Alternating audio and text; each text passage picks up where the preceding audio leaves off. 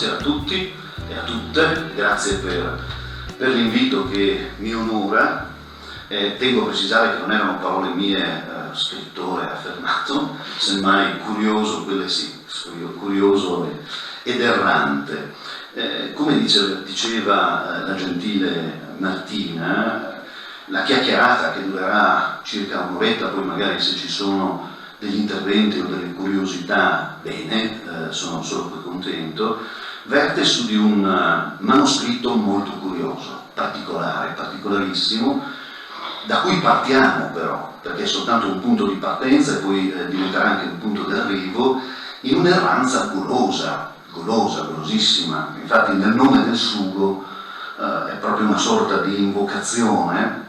Il sottotitolo è Carte golose, un ricettario guarneriano del secolo XII. Nel nome del sugo perché ci renderemo conto che dalle carte di questo volumetto, tra l'altro molto intrigante, molto bello, vi invito da studiosi a venire in biblioteca guarneriana per tenerlo tra le mani, emerge che ad un certo momento nella storia del Medioevo l'alimentazione passa attraverso una riflessione che è filosofica e inserisce l'uomo in un contesto molto più ampio rispetto a quello del semplice consumatore, cosa che va a toccare delle sensazioni e delle emozioni che noi percepiamo.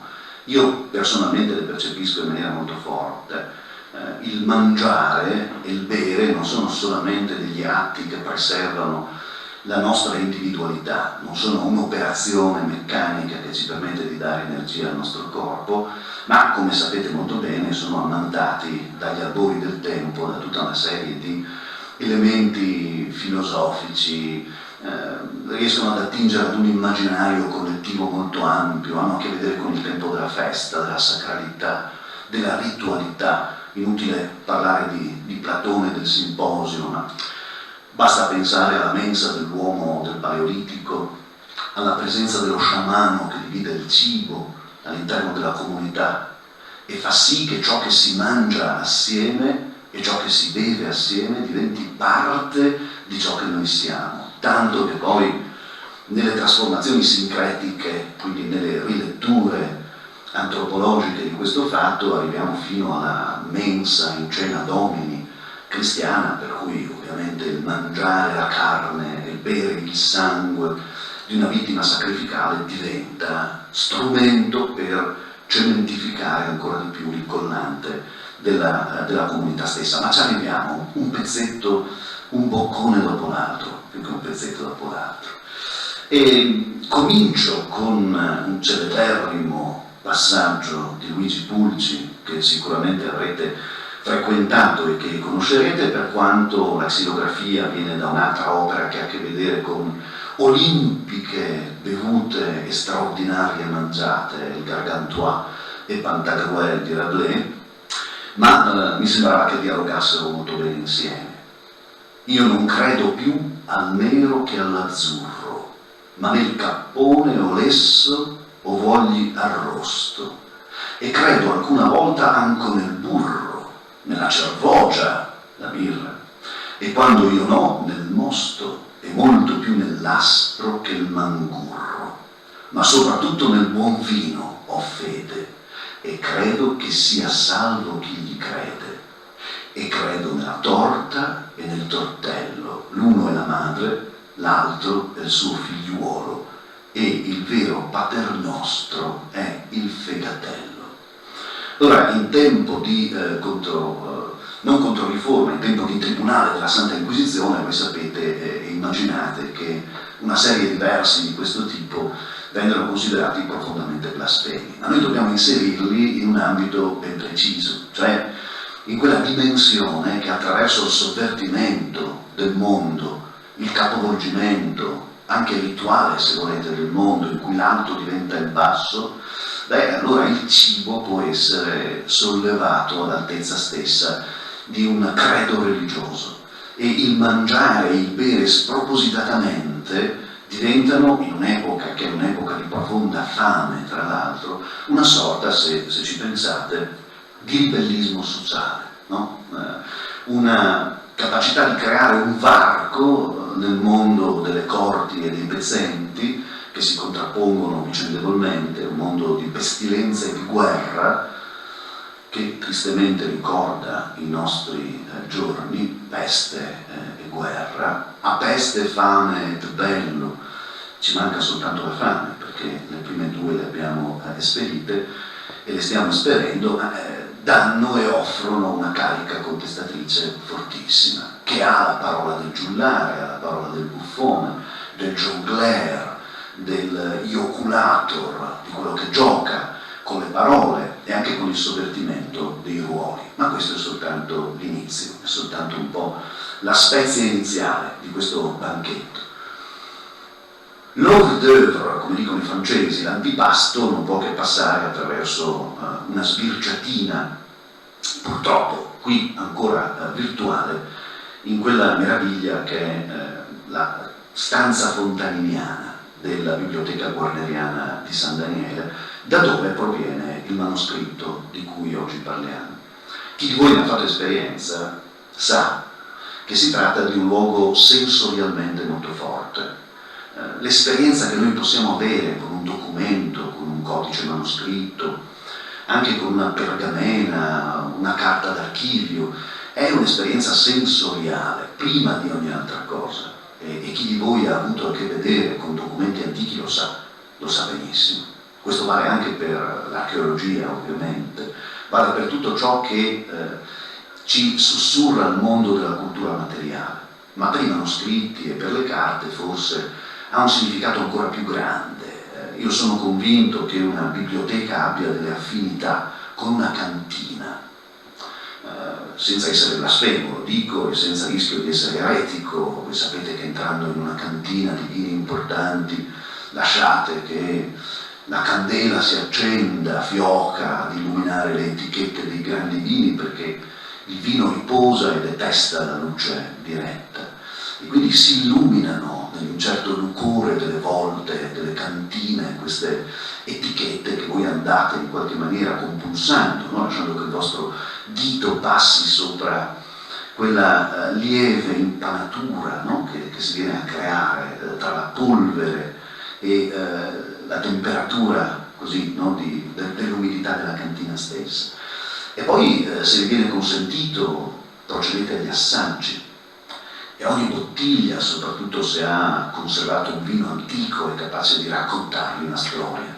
Ogni sorsata diventa un territorio che parla di sé, parla della vigna nella quale il vino è stato in qualche maniera distillato, parla delle rugiade che sono cadute su quelle foglie, su quei grappoli, della sapienza di chi l'ha coltivata, del paesaggio che la vigna gode nel luogo in cui è cresciuta. E se il legno è antico ed è capace di memoria, addirittura cinquecentesca, seicentesca, di tigno autoctono, allora lì la narrazione si fa quasi poesia, e non si beve soltanto per bere, ma si beve per ascoltare una storia.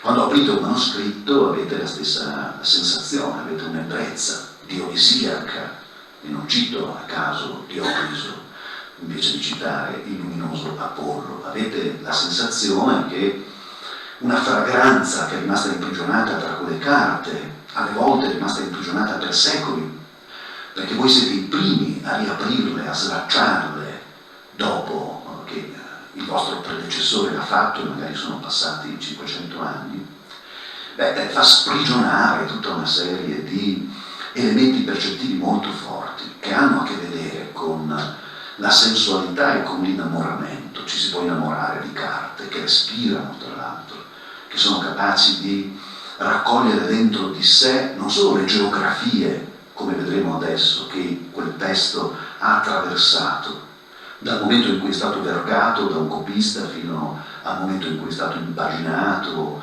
comprato o venduto a dorso d'asino o di mulo, ha attraversato i sentieri dell'Europa, è stato buttato nella stiva di una nave, è giunto su di un mercato pieno di voci e di colori, e alla fine, soltanto alla fine, è entrato in uno scaffale di una biblioteca, e poi da lì è rimbalzato di scaffale in scaffale fino ad arrivare laddove voi lo state consultando. Ed è quello che a me piace definire il sapore del sapere, che hanno una etimologia fortissima. hanno la stessa area semantica, sapore e sapere. Tanto che sapido vuol dire anche ricco di intelligenza, mentre invece sciocco significa privo di sale, quindi privo di quel sapore che altrimenti noi non riusciamo a ricercare. Tenetelo presente, perché mettendo le mani su questo manoscritto dobbiamo in qualche maniera lasciare che i polpastrelli si riempiano, si intridano di questi aromi e di questi profumi. Quando ero giovanissimo studente di paleografia a Firenze, ho conosciuto un buchmelier. Stentate a crederlo, ma è così. Eravamo giovani fanciulli, giovani fanciulle, che pendevamo dalle labbra di questo importantissimo conoscitore di codici di manoscritti, il quale apriva un testo a caso, un codice a caso, lo assaporava, ci appoggiava al naso, lasciava che il naso sfiorasse le carte, poi socchiudeva gli occhi e diceva: secondo me questo è Provenza, siamo intorno al XII secolo al massimo, credo abbazia benedettina. È ovvio che poi la malizia di noi studenti fece sì che durante il laboratorio gli si sostituissero i codici, perché temevamo che lui, avendo consultato prima il catalogo della biblioteca, sapeva tutto del manoscritto che aveva tra le mani. Vi giuro che consegnandogli una carta abbastanza consunta dagli anni, ricoperta dalla polvere, dopo aver starnutito 3 volte, perché anche i filologi e i codicologi sono in parte umani, socchiuse gli occhi e disse: Irlanda, un mare meraviglioso, e dirò di più, una fanciulla, bellissimi capelli rossi, che corre scalza sull'Erica, XV secolo. Ora, la fanciulla non ne ho mai avuto contezza, non so che tipo di mare ci fosse lì davanti, ma vi giuro che il manoscritto era di origine irlandese, attribuito al XIV secolo. Ora, se non è ebbrezza questa, parlando di qualche cosa che ha a che vedere con carte golose e con la golosità delle carte, non saprei cos'altro aggiungere se non invitarvi a visitare quei sapori, quei profumi, quelle scricchiolie, quelle penombre che vi accoglieranno sicuramente all'interno dello studiolo ligneo fontaniniano della biblioteca guarneriana, dentro il quale si trova appunto questo curiosissimo libello. Allora, intanto la segnatura va detta, insomma, è un manoscritto guarneriano, il 145, dovesse interessarvi, prendete nota e poi venite a conoscerlo di persona, secolo XII. Non l'ho detto socchiudendo gli occhi, né tenendolo tra le mani, ma ovviamente consultando il catalogo della biblioteca. Liber Dietarum. In una noticina a margine si legge, oltre che il libro delle diete, anche una curiosa affermazione, e cioè trattato sui sapori, bellissima e interessante affermazione. I sapores, per quanto concerne il mondo antico, sono le salse, i sughi, da cui ovviamente anche il titolo di questa nostra chiacchierata. Ma è curioso l'autore che lo ha vergato per primo, Isacco giudeo, Isacco l'ebreo. Perché è curioso? Perché questo libricino, questo manoscritto, che all'apparenza potrebbe sembrare un moleschine, è anche un oggetto molto bello da tenere per mano, è più lungo che largo, quindi ha una dimensione oblunga, è ricoperto da una coperta di legno, a sua volta la coperta di legno è rivestita da un cuoio pirografato. Abbiamo perso gli astuccetti che lo tenevano chiuso, che quindi ne conservavano il sapore e il sapere. Probabilmente stava molto bene in una bisaccia di cuoio, era un testo che ci si portava dietro con ogni evidenza. Probabilmente era un testo di studio legato alla facoltà di medicina, ad una delle facoltà di medicina, o ad uno studio medico. A quello che conta, quello che interessa per cominciare a parlarne è proprio l'attribuzione ad un Isacco giudeo. Perché è così interessante? Perché noi sappiamo molte cose di Isaac Iudeus, sappiamo che era un medico, sappiamo che operava in una scuola islamica, L'Islam nel XII secolo ha raggiunto la punta di diamante per quanto concerne le scienze. Senza l'osmosi del mondo arabo, capace di assorbire buona parte delle conoscenze del mondo greco, ma non solo, buona parte del mondo nordafricano, berbero, di tutte le tribù che a volo di rondine o di falco si perdevano verso l'Oriente estremo fino ad arrivare ai piedi dell'Hindu Kush, e poi tutte le conoscenze e i sogni del Mediterraneo antico. Questo fu il mondo arabo, la capacità di assorbire la voce della biblioteca di Alessandria d'Egitto per ciò che poteva essere utile al mondo arabo, quindi la cartografia, le mappe stellari per esempio, la medicina, la matematica, tutta la goniometria, tutta l'architettura, l'idraulica, tutto quello che aveva a che vedere con la costruzione del mondo, tutto ciò che non veniva sconfessato dal Corano e tutto ciò che non si trovava nel Corano e che quindi poteva essere ammissibile all'interno della poliedrica bellezza che riposa nella mente di Allah, come canta Muhammad, l'unico profeta in terra capace di portarne e di cantarne le lodi. Questo è quello che gli arabi dicevano della conoscenza. Tra le tante arti che gli arabi praticarono ci fu appunto anche la medicina. Ad Al-Khairam, a sud dell'attuale Tunisia, esisteva una grandissima moschea che aveva accanto una scuola medica di altissimo pregio, di altissimo valore. Noi sappiamo che elementi provenienti da questa scuola entrarono con il mondo arabo nell'Italia meridionale e impollinarono di sé la scuola salernitana, la prima grande scuola di medicina dell'Occidente latino, dalla quale poi, sapete bene, ebbe possibilità di trovare Bocciolo e Primavera, la grande stagione di Federico II di Svevia, con la sua magna curia, la sua capacità di dialogare, di creare intersezioni, di costruire ponti. E oggi ne avremmo bisogno, no? In condizioni nelle quali viviamo. E allora abbiamo un ebreo che lavora in una scuola islamica e scrive in arabo, ma il trattatello che compone questo libro delle diete è talmente bello, ma bello, non soltanto utile, è anche bello, perché racconta la storia dei cibi, racconta come l'essere umano deve necessariamente passare attraverso il bere e il mangiare per essere in perfetta sintonia con il cosmo e con l'universo. È talmente bello che l'Occidente lo vuole, ma l'Occidente non capisce l'arabo chiaramente.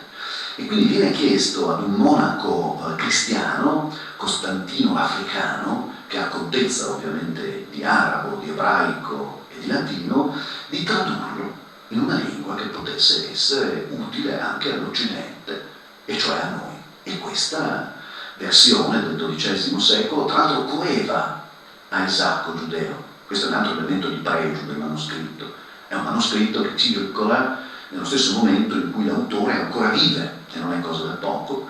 Questa versione è la versione latina ad opera del monaco cristiano. E allora c'è un ebreo, c'è un arabo, c'è un cristiano, e non è una barzelletta. È una verità straordinaria e bellissima, perché siamo nel cuore del XII secolo ed è il secolo delle crociate, è il secolo in cui i vessilli delle fedi che si contrappongono fanno sguainare il filo delle spade, fanno prendere o lasciare le Gerusalemmi del momento, ma a prescindere da tutto questo, le religioni del libro, che se ne dica, si parlano. E coloro che vivono all'interno delle religioni del libro sanno benissimo che è possibile pregare Dio degli accenti più variegati delle lingue degli uomini e continuare ad essere uomini, continuare a non abdicare dal senso di quella umanità dalla quale purtroppo troppo spesso noi siamo inclini ad abdicare. E allora mi piace anche come storia la storia di questo libricino, a prescindere dal contenuto, prima ancora del contenuto, perché racconta quello che abbiamo sempre saputo, ma che come narrazione tendiamo a non fare mai, e cioè che il Mediterraneo è da sempre, da secoli, da millenni stato un luogo di intersezioni, di incontri, di sovrapposizioni, di riletture. Da sempre è stata quella spugna capace di traghettare il mondo antico verso il mondo moderno, passando in un medioevo ricchissimo di sensazioni, di utopie, di voglia di capire, di cercare, di comprendere, di tradurre, di parlare. Un medioevo enorme, che dura 1000 anni, che cambia a seconda delle sue geografie, perché il medioevo di un villaggio berbero non è chiaramente il medioevo di un porto come quello di Londra, e non è nemmeno il medioevo di un villaggio norreno o vichingo. È un medioevo ricco di molte suggestioni, di molte differenze che nell'arco di 1000 anni chiaramente evolvono e comunicano sensazioni ed emozioni diverse. Bene, scendiamo nel dettaglio. Il libricino è diviso in 2 parti. La prima parte è un microtegni, è un'articella cosiddetta di Galeno. Galeno, grande medico tardo-antico, è quello che in qualche maniera ha sintetizzato, ha fatto sintesi della sapienza medico-sanitaria del mondo antico. Ed è interessante che un trattato che parla di cibo, che parla di diete, sia preceduto da un testo medico, cioè sia preceduto da Galeno. La ricetta la fa il medico, la ricetta la fa il cuoco. Noi ancora oggi abbiamo presente questa sovrapposizione semantica forte che ha chiaramente una ragione profonda d'essere, perché non c'è differenza nel mondo antico tra il medico e il cuoco, perché il medico e il cuoco è lo speziale ovviamente, perché sono figure che in qualche maniera hanno a che vedere con il corpo e con la sua salute. Mangiare è un atto che ci permette di sostentarci. Mangiare male, mangiare troppo poco o troppo, bere male, troppo poco o troppo, crea delle disfunzioni, delle disarmonie. E il cibo allora diventa farmacon, che in greco, ben sapete, vuol dire sia ciò che ti cura, ma anche ciò che ti avvelena. E questo è il cibo per il mondo antico. E questa intuizione folgorante della classicità passa attraverso il Medioevo, ovviamente, e spesso i ricettari sono anticipati da sintesi prevalentemente legate alla figura di Galeno. La professoressa Laura Pani, che ben conoscete, ha esaminato recentemente questo manoscritto, lo ha esaminato da un punto di vista paleografico e ci ha regalato un'ulteriore consapevolezza, che è un'intersezione anche di geografie. Proprio il manoscritto, il codice nella sua formulazione tecnica è un incrocio di geografie molto interessante, perché dalla scrittura noi possiamo capire che proveniva da area nordica, Nord Europa, probabilmente siamo in area normanna, o forse potrebbe essere area normanna dell'Italia meridionale. Altre geografie che si intersecano in maniera molto interessante. E poi ovviamente cade nelle mani di chi? Di Guarnerio. Guarnerio, il collettore umanistico che morendo nel 1466, vicario patriarcale, donerà la sua biblioteca alla comunità di San Daniele. Quindi è un libricino che fa parte di una collezione i cui testi sono prevalentemente testi di carattere umanistico. E anche questo è già un punto di partenza per una nostra riflessione.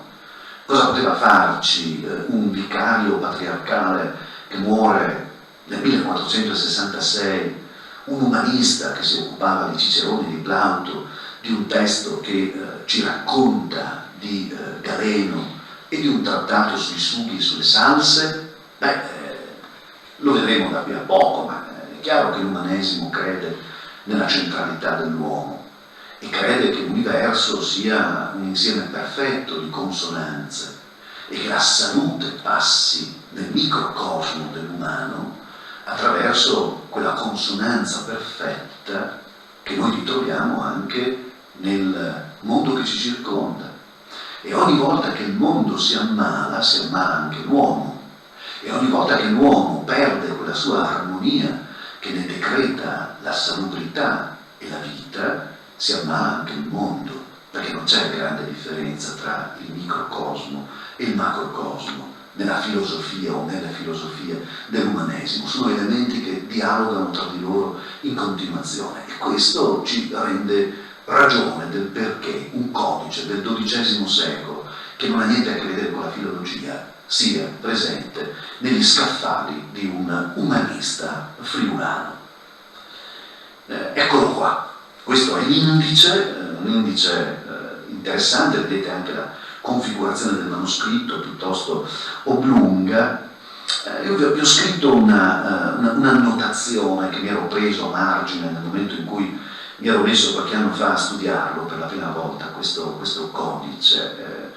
È quello che vi dicevo prima, cioè nel momento in cui noi studiamo un taccuino medico del Medioevo che ha appunto le ricette come argomento principale, non possiamo fare a meno di cercare di ricreare l'ambiente che ha realizzato, che ha visto nascere questo testo.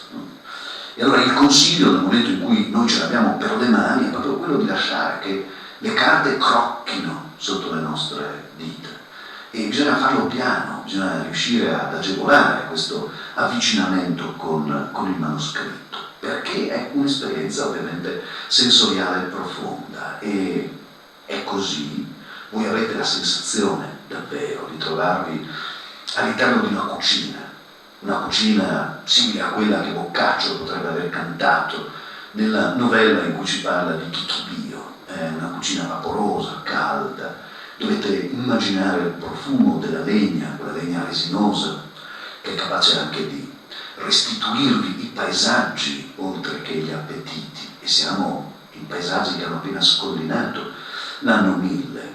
E allora vorrei che mentre ne parliamo voi aveste contezza che la luce è quella delle torce, oltre che quella del fuoco che viene acceso.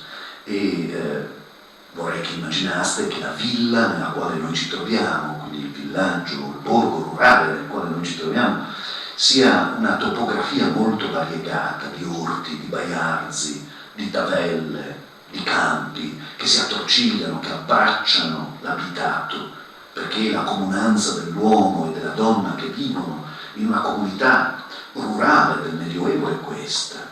E poi mi piace anche pensare, e vorrei che lo pensaste anche voi, che nella dispensa della cucina dentro la quale noi ci troviamo ci siano barili pieni di pesce secco, sotto sale per esempio, o sacchi con i legumi, le granaglie, tenuti in un luogo asciutto che è capace anche di decantare il profumo, il sapore di quello che poi noi assaggeremo.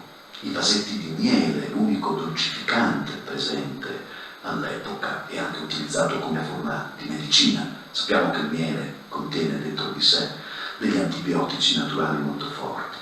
E poi una botte di vino, o più di una botte di vino, un vino generoso che non è stato pensato per invecchiare, è un vino che va bevuto giovane e che può darvi anche l'ebbrezza ovviamente. Oppure un mosto di pere, un mosto di mele molto spesso, e poi l'odore delle mele stesse, dei pomi che in qualche maniera si mescola con le 1000 spezie che nella cucina venivano utilizzate. Ecco, tutte queste cose che io vi ho chiesto di immaginare adesso vengono descritte con grande attenzione tra le carte di questo piccolo manualetto del XII secolo. Perché? Perché per ciascuno di questi codici, per ciascuno di questi codici linguistici, ci viene attribuito un significato che va al di là della spezia o del sapere o del sapore, proprio perché si intesse con la dimensione del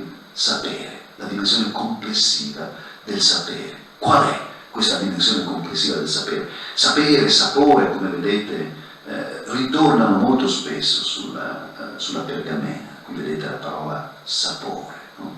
Ritornano spesso in un gioco di rimandi che in filigrana va a dimostrare quello che abbiamo accennato finora, cioè la complessità di un ricettario ad uso dei golosi, ma perché possa essere utilizzato come un testo medico in modo tale che noi si possa mangiare ritrovando una consonanza tra il corpo e l'universo dentro il quale noi viviamo. e che è parte della nostra essenza, così come noi siamo parte della sua.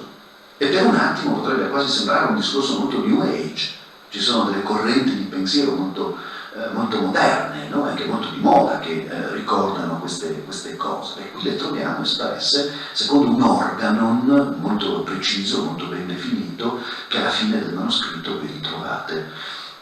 Capovolgendo il testo, ritrovate questi grafici che vanno a sintetizzare quella che è la sapienza galenica legata al cibo. E qual è? Questa, e lo faccio sfruttando un altro manoscritto guarneriano particolarmente celebre, è il Brunetto Latini, il Tresor di Brunetto Latini, un testo del XIV secolo, preziosissimo, perché anch'esso quasi coevo all'autore, sicuramente coevo all'allievo più celebre di Brunetto Latini, e cioè Dante, come ben sapete.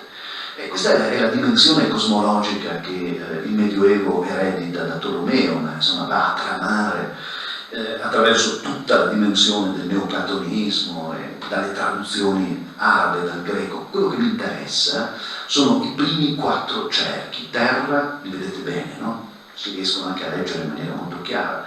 Terra, acqua, aria e fuoco, che sono gli elementi costitutivi del cosmo per l'uomo antico, e sicuramente lo sono anche per l'uomo medievale.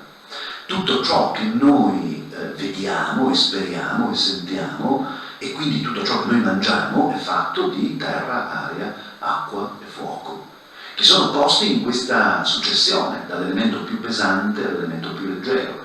La terra è più pesante di tutti, per questo si trova al centro dell'universo, per questo è capace di imprigionare addirittura Lucifero, preso nella rete stessa delle forze dell'universo, che lo schiacciano nel cuore di un universo che lo ha ingoiato. Dico ingoiato non a caso, lo ha mangiato, ha cercato di divorarlo, tanto da trasformarlo nel divoratore delle anime, l'orco, come veniva definito l'Ade nel mondo antico e come poi semanticamente entra nel mondo delle fiabe. L'orco, ucci, sento odor di cristianucci, altro non è che un travestimento di Lucifero, no? nella riproposizione popolare. Terra, poi acqua un poco più leggero, aria ancora più leggero, fuoco leggerissimo. Tutto è un impasto di terra, aria, acqua e fuoco, e va a costituire noi come corpo, ma va a costituire anche i cerchi dell'universo, i cieli dell'universo, macro e microcosmo. E poi nella sacralizzazione, se volete, delle topografie celesti o terrene, macro e microcosmo vanno a condensarsi sull'immagine del Cristo che diventa mappa mondo, diventa lui stesso con il suo corpo via, verità e vita, diventa anche vite, capace di sorreggere i tralci, quindi scatuligine divino, carne da mangiare e sangue da bere, ma nello stesso tempo anche mappa cosmica. Questo è affascinante.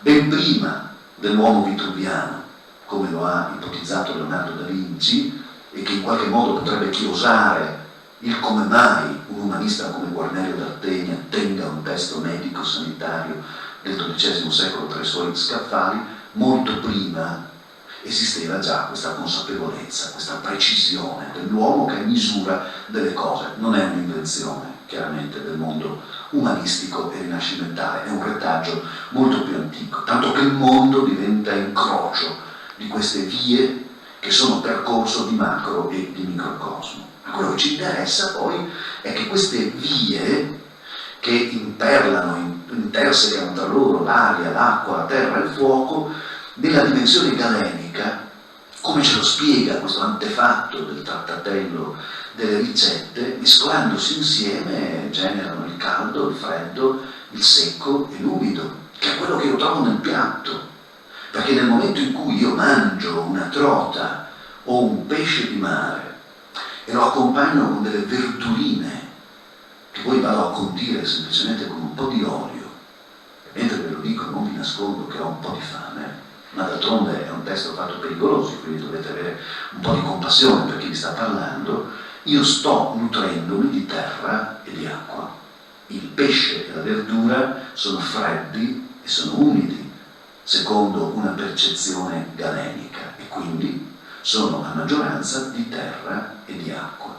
Ora, terra e acqua vanno a suscitare nel fegato dell'uomo, sempre secondo questa intuizione galenica, degli spiritelli che influiscono sul suo umore. Ah, bellissima parola. Humor, così vicina a humus, così bella sovrapposizione tra micro e macrocosmo, perché anche le 4 stagioni del tempo del mondo, la primavera, l'estate, l'autunno e l'inverno, sono una variazione di aria, acqua, terra e fuoco, di caldo, secco, freddo e umido, e incidono sul giorno della nostra nascita, che a sua volta viene ancora modificato dalla posizione astrale, ma non è una chiacchierata sulle stelle, per quanto abbiano il loro valore. Ora, questo umore che viene prodotto dal fegato incide sulla nostra complessione, cioè incide su quello che noi siamo caratterialmente. Per cui se io mi cibo prevalentemente di pesce e di verdure, e quindi di terra e di acqua, e quindi di elementi freddi e di elementi umidi, avrò una complessione che è di tipo flemmatico. Ora, voi potreste anche provare a chiedere che cosa significhi flemmatico questo. E chiaramente un insegnante del genere induce all'omicidio, giustamente, ma il flemmatico è uno che gode di una dilatazione del tempo invidiabile. E allora, quando noi leggiamo altro manoscritto guarneriano, scusate, ne ho fatto una bassa, ma li avevo lì, un manoscritto del X secolo, probabilmente il manoscritto più antico della biblioteca guarneriana, è una regola di San Benedetto, una bellissima regola di San Benedetto, probabilmente viene da un monastero friulano, non ancora ben identificato, femminile. Alla fine c'è tutta una serie di sante e si parla di una badessa. Ma quando noi leggiamo la regola di San Benedetto e intuiamo che nella regola di San Benedetto il cellario, cioè colui che detiene la conservazione e presiede la conservazione dei cibi nel monastero, viene spesso richiamato a tutelare e a conservare i cibi dei monaci, che devono essere prevalentemente verdure e pesce. Generalmente interpretiamo male questa cosa, forse anche perché ce l'hanno spiegata male. Il monaco deve in qualche maniera frustrare, per questa sua radice neoplatonica, la carne per esaltare lo spirito, perché la carne è male, la materia è male, lo spirito è bene, per cui frustrando l'uno, umiliando l'uno, si esalta l'altro. Non è vero niente. La regola di San Benedetto è una regola che ha una perfetta contezza della medicina galenica e sa perfettamente che un monaco ha bisogno di un umore flemmatico, perché il tempo del monaco è il tempo di Dio, perché è il tempo che viene scandito dall'ora e dall'ora, dalle preghiere, dai salmi, dai canti nel coro, il mattutino, le laudi. Quello è il tempo del monaco, è un tempo che si dilata al massimo. Non puoi avere una complessione sanguigna. La complessione sanguigna a chi serve? A chi fa il cavaliere, a chi fa il guerriero, a chi va a combattere su di un focoso destriero che non è stato castrato e che quindi è tutto froge e potenza, esattamente come il cavaliere che lo monta. È uno stallone con gli zoccoloni pelosi, che devi avere cosce possenti per tenerlo sotto di te. È un braccio enorme per riuscire a tenerlo fermo e a indirizzarlo, mentre con l'altro braccio sorvendi la tua Francisca e la lanci contro il nemico. O brandisci la spada.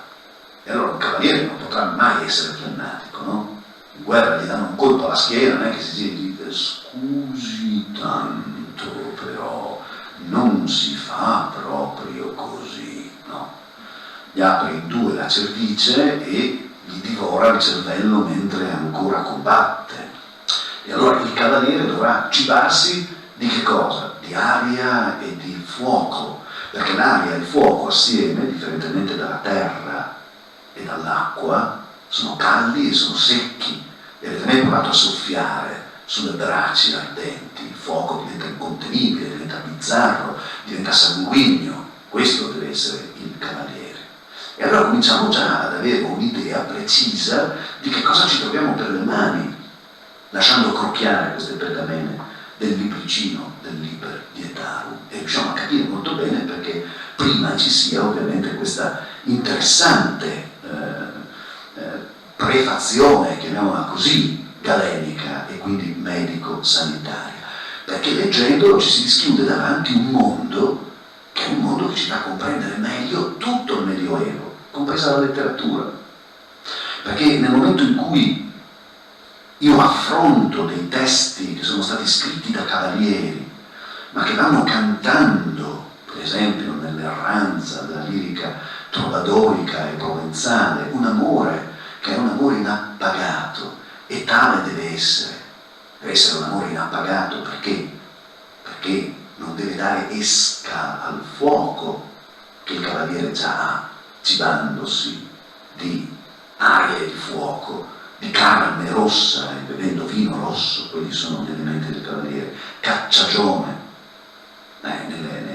Nei trattati di cavalleria si dice non esplicitamente che la caccia, che è attività sola, unica, concessa al cavaliere in tempo di pace e non di guerra, deve preferibilmente avere per oggetto orsi, cervi e cinghiali, meglio se colti nella stagione dell'amore, quando sono con il sangue che ribolle, perché mangiati riescono per analogia, pensiero magico, ad attribuire al cavaliere la stessa forza dell'animale che ha cacciato. E allora come mitigare in qualche modo questo carattere sanguigno nel momento in cui tutta la filosofia dell'innamoramento, che è una filosofia medico-sanitaria, come vedremo subito, perché l'amore è una malattia, come mitigarla se non attraverso una pratica estenuante di insoddisfazione d'amore che possa creare all'interno del fegato del cavaliere quegli spiritelli che gli producono la melancolia, cioè quel dolore dolce che lo porta ad essere infinitamente triste, e a cantare Guillaume de Machaut. Chi è che fa filologia romanza? Lei? Faccio lettere moderne. Lettere moderne. Aimi, dame de velours, que j'en ai désir, de vous me vient le dolor qui me fait languir. Allegro, allegro, è la melancolia. Guillaume de Machaut, siamo nel XIV secolo, ma la consapevolezza è questa. C'è la primavera, si sentono cantare gli uccelli, i prati sono verdeggianti, le ombre sono fresche e rugiadose, le acque sono cristalline. Non è più l'ocus amenus della letteratura classica, ma diventa l'ortus conclusus della letteratura cortese. E in questa trasformazione voi avete tutta la contezza di quel ricettario lì. Perché, come recita Andrea Cappellano, l'amore è un'affezione, è una malattia. Come facciamo a capire Dante se non abbiamo studiato Galeno? È assurdo, no? Studiare Dante senza aver studiato un ricettario medievale del XII secolo. Peccato che generalmente non lo si faccia fare, facendo magari assaggiare i cibi secondo la preparazione di un ricettario del XII secolo, perché lì capisci Dante e prima di lui capisci tutto il dolce nuovo, e prima ancora capisci i poeti toscani del Dugento, come dicono in Toscana, prima ancora capisci tutta la tradizione della lirica di Federico II, e prima ancora arrivi ai cavalieri erranti che cantano la loro malinconia per il chiaro viso e la bionda trezza di colei che mai non avranno tra le braccia. Perché? Perché hanno mitigato il sangue ribollente con la malattia d'amore, che è l'unica che permette loro di sdilinquirsi per ore sulle corde di un liuto senza strapparle per un atto d'ira e di violenta ribellione che è tipica del cuore di un cavaliere vero. Ma questo è estremamente curioso. Come ci si ammala d'amore? L'amore è un disio che viene dagli occhi, no? E va nel cuore. Gli occhi fanno ammalare il fegato, gli occhi fanno ammalare il fegato produce quegli umori che mettono immediatamente aria, acqua, terra e fuoco in una dimensione di discronia, quindi di mancanza di equilibrio nel tempo e anche nella compostezza del corpo. Dagli umori del fegato prendono il cuore e lì comincia a essere grave la situazione, per cui occhio, fegato, cuore, io la vedo, il cuore comincia a battere fortissimo. Ma non sono ancora mortalmente ammalato. Galeno me lo spiega, Andrea Capellano me lo spiega ancora meglio, suggendolo da Galeno. Io sono mortalmente ammalato quando il cuore comincia a palpitarmi anche quando non la vedo. Perché? Perché ormai l'immagine di lei non ha più bisogno degli occhi, si è depositata nella memoria. E quindi basta semplicemente che io ricorra ad un atto di memoria volontaria, ma questo l'avrebbe detto Freud qualche anno dopo, che io ripresentandola ai miei occhi è come se la vedessi e pare agli occhi di vederla e il fegato secerne gli spiritelli che fanno battere il cuore. Insomma, l'amore è una questione di succhi gastrici. Non è bello da dire, ma per quanto riguarda Galeno in qualche modo una sua verità ce l'ha. E riusciamo anche a comprendere la tradizione cortese. Riusciamo anche a comprendere come la tradizione cortese, sapete che la questione è molto aperta ed estremamente dibattuta, esplode dalla Provenza in seguito anche ad una forma di eresia, l'eresia catara, su questo si potrebbe discutere su seminari e seminari, che induce molti adepti a questa confessione religiosa ad abbandonare la Provenza perseguitata dai signori che ovviamente istruirono vere e proprie crociate contro i catari e a diffondersi in buona parte dell'Europa, non solo dell'Europa meridionale ma anche dell'Europa germanica, facendo in qualche modo esplodere la moda della letteratura d'amore. È curioso, no? Come la letteratura d'amore possa aver oltrepassato i confini a seguito di una persecuzione religiosa o anche a seguito di una persecuzione religiosa. Ne abbiamo una contezza interessante qui in Friuli e siamo già molto tardi, no? 1243, il vescovo di Bordeaux, forse questo è un documento che conoscete, è stato studiato da Andrea Tilatti, professore qui a Udine, riceve dal vescovo di Bordeaux il compito di andare a ricercare le tracce di questi catari e lui le trova a Gemona nel Friuli. Pensate voi, una cosa stranissima, e ci dice che giunto finalmente a Gemona, cittadina molto nota del Friuli, potei bere gli squisiti vini dei patarini, altro modo per definire i catari, la ribolla, nel 1243, interessante, e mangiare cerazia, sono le ciliegie, e altre cose allettanti, ingannando gli ingannatori.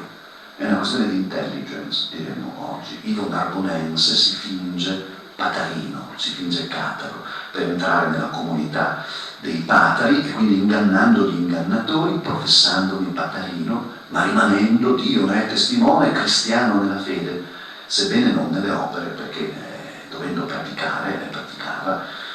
Dopo una sosta di 3 giorni a Gemona, con il permesso dei complici, ma con le maledizioni di un tale loro vescovo di nome Pietro Gallo, al quale ero sospetto, e che come udì più tardi fu da loro espulso per aver fornicato, mi incamminai vagabondo, insieme ad un fratello laico attraverso il canale di Aquileia, e allontanandomi ulteriormente giunsi a Frisach, dove fummo accolti apud fratres, bellissima questa cosa.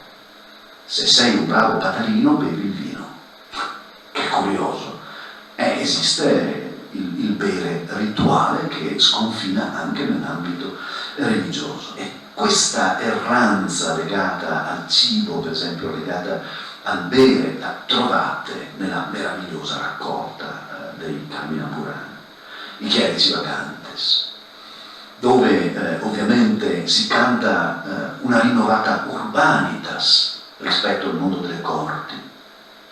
È quasi un traghettare, no? Questa lirica d'amore che passa attraverso la consapevolezza del corpo, degli umori, del cibo e del vino, agevolando quello che poi le città toscane riusciranno a recuperare, primo tra tutti Guinizelli, con la bella lezione universitaria che tiene, perché al cor gentile rempaira sempre amore non è una lirica, ma è una lezione universitaria, aristotelica, in cui si spiega come funziona il macrocosmo.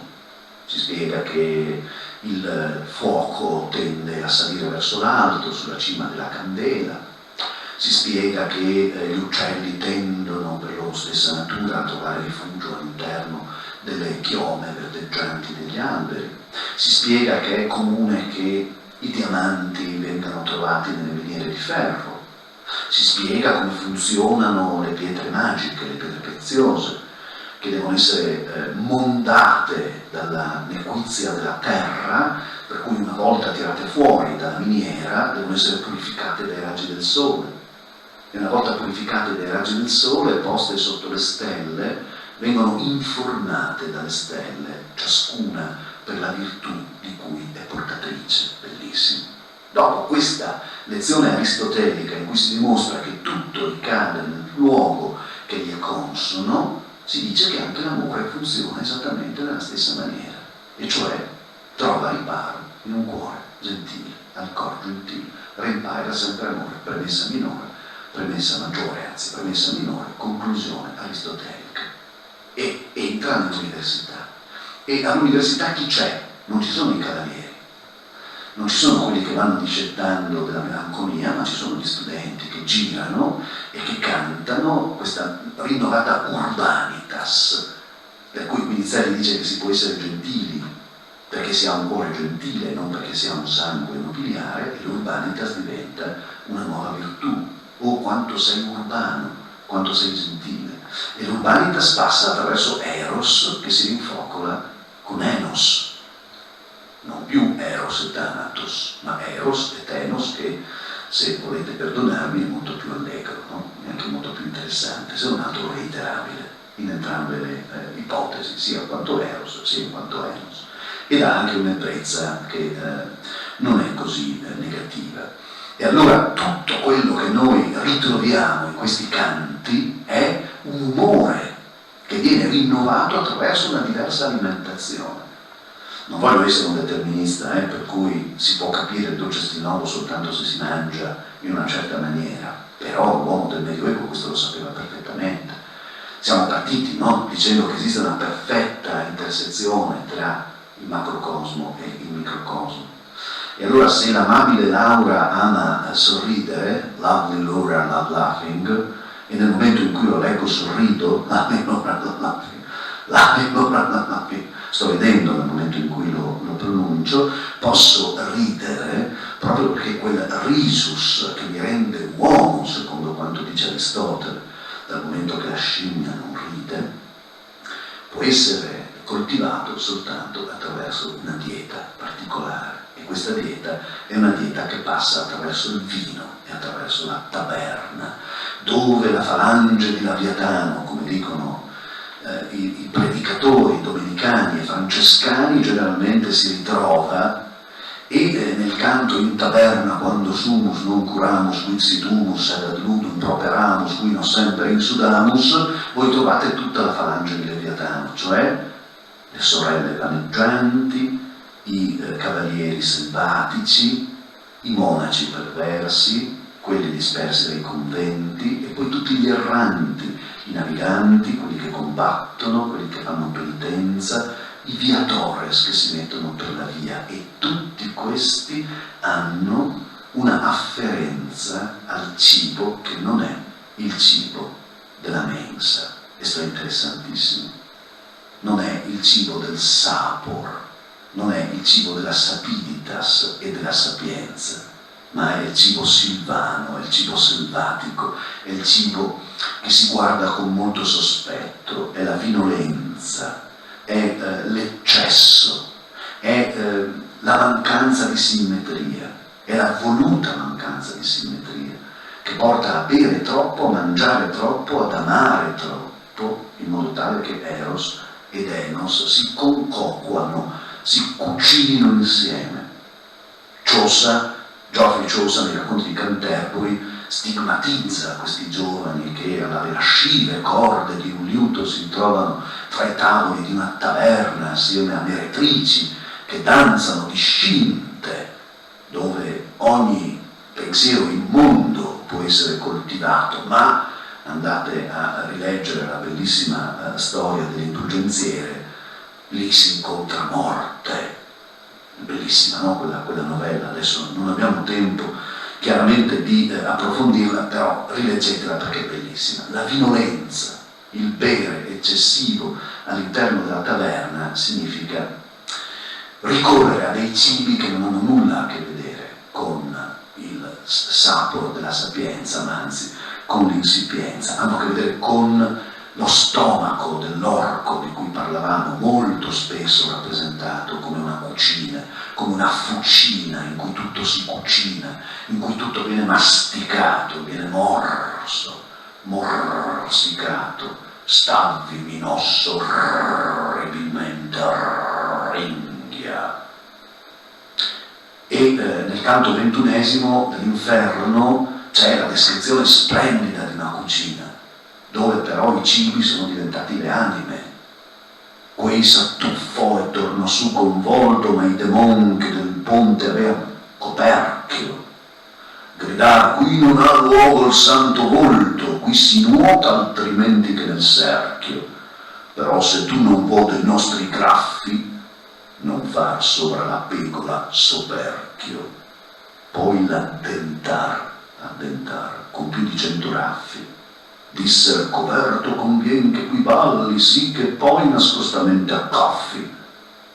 Non altrimenti i cuochi ai loro vassalli fanno attuffare in mezzo alla caldaia la carne con gli uncini perché non galli. Bellissimo.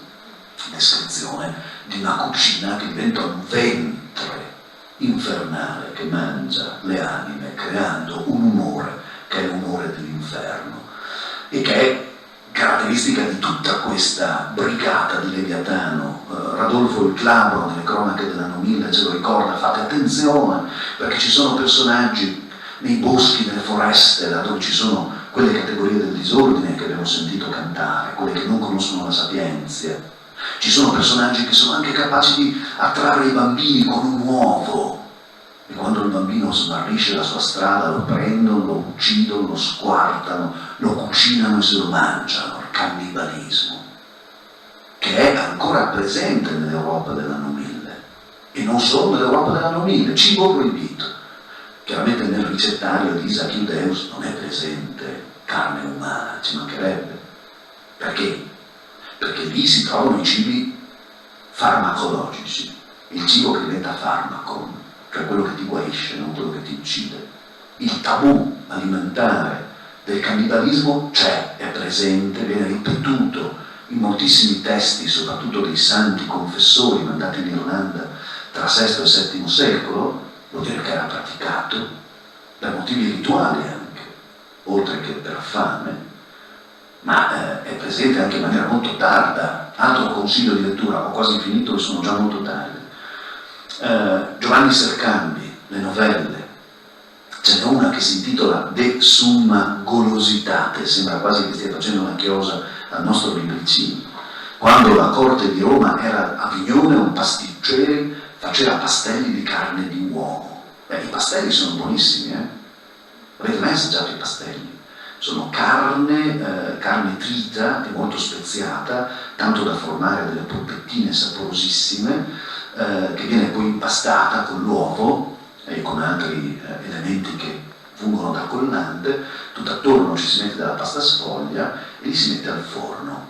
Si lascia tempo debito perché si crei la crosticina della pasta sfoglia, poi prendete questi involucri e nel momento in cui li addentate avete la croccantezza, e nel momento in cui ve lo dico di nuovo, provo un forte senso di fame, avete la croccantezza della pasta e dentro il pastello di carne che si scioglie in bocca. Beh, Troiante da Fermo pasticcere in Avignone, faceva i pastelli più buoni della città, che ci metteva dentro questi pastelli per farli talmente tanto buoni, tanto da avere le file degli avventori. E l'altro pasticcere che si trovava di rimpettaio, lui non ne aveva manco uno. Tutti da Troiante da Fermo andavano a mangiarsi questi pastelli. E allora, ovviamente, no, spionaggio industriale, durante la notte il concorrente spia Troiante e si accorge di una cosa spaventosa. Nottetempo, Troiante se ne esce fuori dalla sua bottega con un sacco sulle spalle, va al gibbetto, cioè là dove vengono impiccati i malfattori, la falange di Leviatano, e con un coltellaccio affilato taglia le parti più molli e più tenere degli impiccati, ne riempie il saccaccio sanguinolento ed immondo, lo porta nella sua bottega e ci fa i pastelli di carne umana, buoni.